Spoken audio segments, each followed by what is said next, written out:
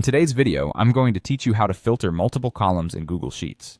Filtering across multiple columns is a great way to zero in on exactly the rows you care about without permanently changing your data.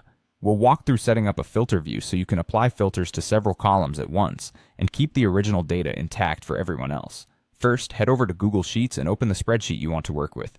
Make sure it's the file that contains the table you plan to analyze. If you're collaborating, filter views are especially helpful because they let you filter your own view without disrupting what others see. Next, select the data you want to filter.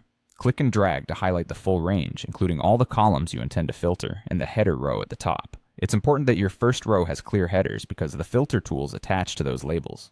Try to select a clean block without blank header cells or extra totals below the table, so your filters behave predictably. If your data is in multiple adjacent columns, include them all in this single selection. Now go to the top menu and click Data. This is where all the sorting and filtering controls live. From the Data menu, choose Create Filter View.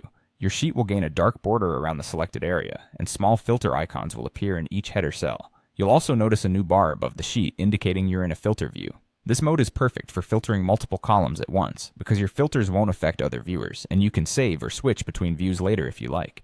With the filter view active, choose your filter options. Click the filter icon in the first column you want to refine. You can filter by values to quickly check or uncheck specific items, or use filter by condition for more advanced rules like text contains, is empty, greater than, or date is after. Apply a choice in one column, then repeat in the next column you want to narrow. Each additional column filter stacks with the others, so your results become more precise as you go. Use the search box inside the filter panel to find values faster, especially in long lists. If you're filtering numbers or dates, Sheets recognizes those types automatically, which makes conditions more reliable. Watch out for merged cells or stray blanks in your header row as they can interfere with filters. That's it. Your view now shows only the rows that match all the conditions across your selected columns, making analysis faster and cleaner.